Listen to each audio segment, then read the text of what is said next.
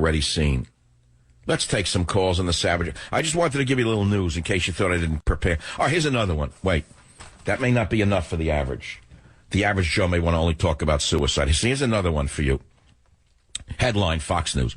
Canada scales back Syrian refugee plan as U.S. debates security measures. Now, as you know, Canada elected one of the least qualified people in the history of the world to be the prime minister. A moron below the moron level. His father was a playboy, run around Trudeau. Now they pick a ballerina, a ballet dancer's son to run Canada. So the first thing the moron said was he's going to bring in 25,000 Syrian refugees before January. So the country goes into, are you crazy? We have enough trouble with Muslims in Canada right now and in the world. What are you, nuts? Wait, you're not going to believe what he did. They said they're scaling back the kind of refugees they're bringing in, and they're going to give the highest priority to the, quote, most vulnerable. Are you ready? And will exclude some unaccompanied males. Okay. The priority of who they'll bring in will go to families, at-risk women, and members of the LGBT community. Now, my breath fell out of my mouth. My headline is Canada to prioritize gay Syrians as refugees. I have a couple of questions I could ask, but I value my career too much. And so I will not ask any questions about this decision by the so-called officials in Canada. Would you like to ask some questions on this? Don't ask me. Ask it around the Thanksgiving turkey of why any nation would say, yeah, we'll take refugees. But we need gay Syrians. Why? Why would you want gay Syrians above all? I mean, nothing makes sense. Liberalism is a mental disorder. There's nothing to make sense in. But what are they running from, by the way, if they're gay? They're running from who? Muslims? Look at this. I mean, if you're ready to raid a village and rape and kill and kidnap, this could stop you right in your tracks. Wow, that's really something, Barry. You really know how to pick them. Okay, that's the Presidential Medal of Freedom. Okay, it's unbelievable. Gets better every day. I got to tell you one thing. Obama makes for good radio. Because a crazier, more evil man I could never imagine in the White House lasting this long. Joseph Costanza emails me and says, happy turkey birthday, Michael.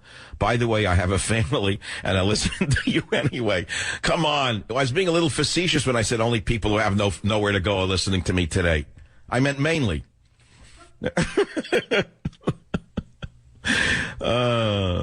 Dear Savage, you're like family, so it is only fitting I listen on the eve of Thanksgiving. It was appalling the other day when the sports game trumpeted your broadcast. I hate those emails. But that happened, so I can't mention it. I keep the Savage Nation on my nightstand, and I never feel alone. You are the only person I can turn to for the truth. You help many of us not feel alone in this unstable world. Isn't it true? It's like, there was a story written many decades ago called Miss Lonely Hearts. You ought to read about it one of these days. That's all. Where radio hosts literally fill in the void for tens of millions of people, not just me and maybe one other person. Millions of people listen to us. We fill in the void. I myself am very frightened that I'm going to be off tomorrow, Friday, Saturday, and Sunday. It's a nightmare for me. I have a best of tomorrow and Friday. It's a nightmare. It's a black zone for me. It's like the Twilight Zone. I'm just kidding. I'm with family.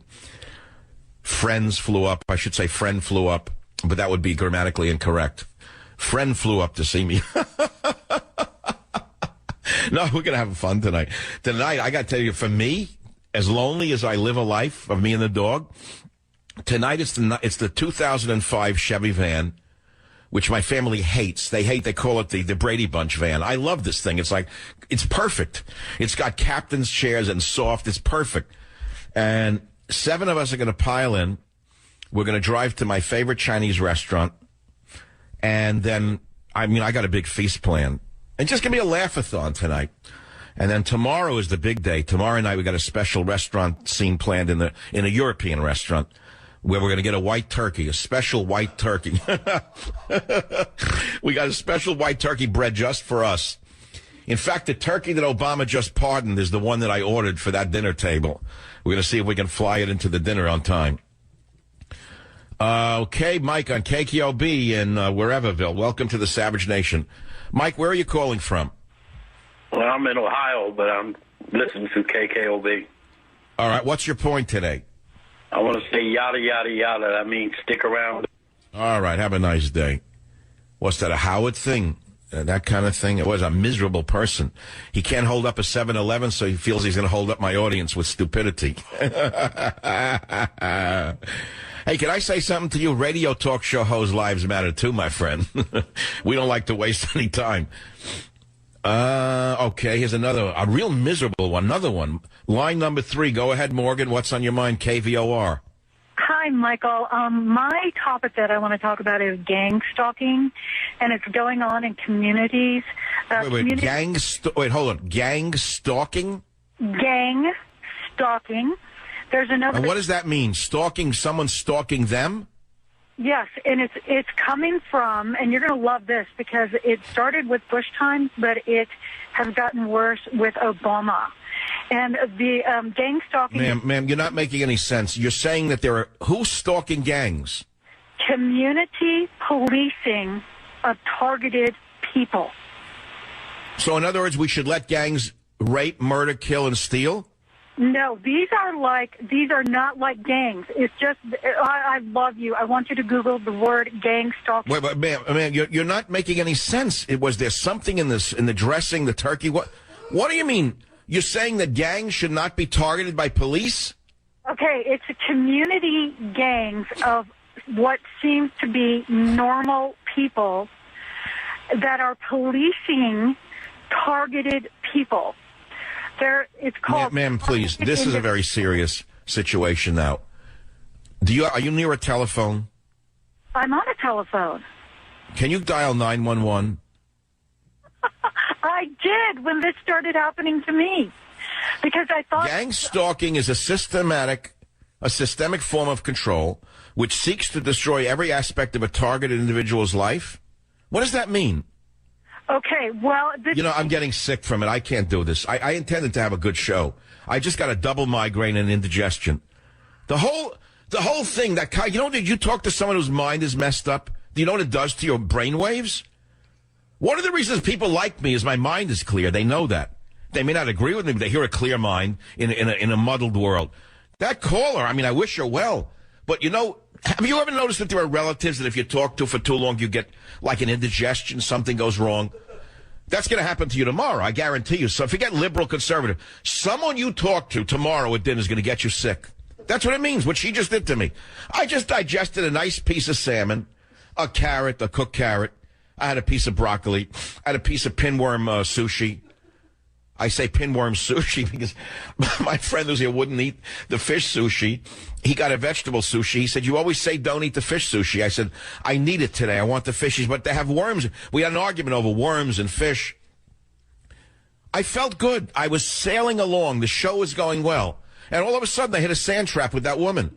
It was like the ball went into the sand. And no matter how I try to dig it out with a shooting iron, whatever they call it, the ball got dug deeper into the sand. That woman is like brainwave dead. I'm schwitzing. I'm sweating through the shirt. I went through 2 shirts just now from her. During the break, I need to take a hot shower. I got to go take a shower. I'm sweating from the scalp down to the toe. My dog is biting his blanket now from her. Now what kind of calls do we have? Where's the one that says everyone died in World War II and we're all cowards? Oh, thank God he hung up. That was a terrible call. All right, I'll read you some headlines. Muslims rally in Rome against the cancer of the Islamic State. Yeah, right, okay. How come there haven't been any rallies here by CARE? I haven't seen any rallies by CARE. Have you against the Islamic State? Defiant Merkel vows to stand by refugee policy despite security fears. That lunatic is like a twin sister for Obama. The worst lady, W-U-R-S-T. I keep repeating a bad joke, but I like it. I like the word worst. I love repeating the word worst. There's something pleasurable about it. When I say worst, you know why I like it? It's funny how words have different connotations to different people. I know what the word means. When I was a little boy, my father had a store on the Lower East Side of New York. I've told you, on the corner there was a delicatessen named Katz's Delicatessen. In New York, people saying, oh, yeah, I know that place. Must have killed 10% of the Jewish population in New York in its time. From the corned beef and the pastrami and the schmaltz and the fat that people ate, God only knows. But it was delicious. So I would go down there, and I didn't understand some of they had a sign on the side of the wall. Remember, I was a young boy in the late 40s. And there was a sign on the wall that said, send a salami to your boy in the Army. I didn't understand it. But in World War II and in the Korean War, people actually sent salamis to their boy in the Army. Can you imagine? Today it would probably be outlawed. If you sent a salami to your boy in the Army, the FBI would probably come and invest you, to investigate you for sending a toxic food substance to a military member. God knows the world we're living in is insane. And tomorrow's Thanksgiving. I'm a little giddy. I'm not going to focus on all of this bad news out there. It's too much for me. Them bringing in gay Syrians is a priority. That's amazing. And then the other one, they ran out of bullets to shoot up the ISIS fuel trucks. Do you actually believe this? Which is the girl inside the White House who figured out how many bullets each plane should get? What, they give each of them 6 bullets? What, they send out an order from the White House, 6 bullets per plane only? And then they could have had to run away from the fuel trucks. Suzanne, WJR, let's see what this call is about. What's on your mind, Suzanne? Go ahead. Hey, hi, Michael. Happy Thanksgiving. I'm just talking about mental health issues because I'm a therapist, but I'm just a person. And when somebody comes up in a family where they don't understand family, then they don't understand Thanksgiving. They don't understand community. They don't understand kind of coming together, and it makes it very difficult. But I don't quite, ma'am, you're actually giving me another headache. I don't understand what you're saying. What do you mean? Just trying to draw somebody into, like, belonging. We've had... How can a miserable, lonely person who's hated by everyone or rejected and has no... How can they be drawn in by a community? They have no community. But you... What community? They're not a member of the Friars Club. What community? I'm sorry? What community could a lonely person be a member of? A family like yours. But what if they don't have a family? That's just it. That if they don't have a family, they don't understand. It's like trying to teach a 4-year-old. You know, you... Oh, okay. So what you're saying is if you don't have a family, you can't understand community. Is that your point? I do believe so. Okay. Well, I'm not ridiculing and I'm not being sarcastic. But what if you have a family that you don't get along with? Or they don't like you particularly? They don't hate you. They don't not hate you, but they don't want to be around you. Does that mean what? What does that indicate? Then you have to, then that's how people create these other alternative communities. And that's why, Yeah. you know, That's how I created the Savage Nation. Because I found out in San Francisco there was no humanity, or very little of it. People gave nothing back. You would talk to people and get nothing back from them. They would look at you with like empty faces. They would say things that had no meaning. It was called no continuum. There was no around going back and forth between people here. This is the sickest place on the planet. And because I lived here and loved the environment so much, I wasn't going to leave. Okay? I had established roots here in 1974. I had children going to school. And I was really groping for family. And it was in 1993 that I created an alternate family called the Savage Nation for radio. And I did so because I had no real community to go to. I created it on the radio. Do you understand that? I absolutely do. And that's what I'm trying to kind of create here, one person at a time, is to take somebody in and say, you know what, you do belong. You are relevant. But they do. Anyone listening to this show, even if they're listening to it, let us say with a cynicism or a distance or who does this guy think he is, they're listening because they feel that they're part of something. My point. Okay, you win. Everything is your point. I once saw a movie about boys and girls, and it said, I saw it was a repeat of a 1980s movie last night, like about a boy and a girl, and they just meet, and he loses it.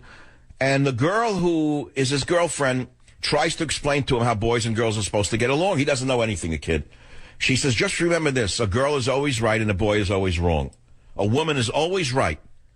You know something, guys, if you really want to get along with a woman, just always admit you're an idiot and you're wrong.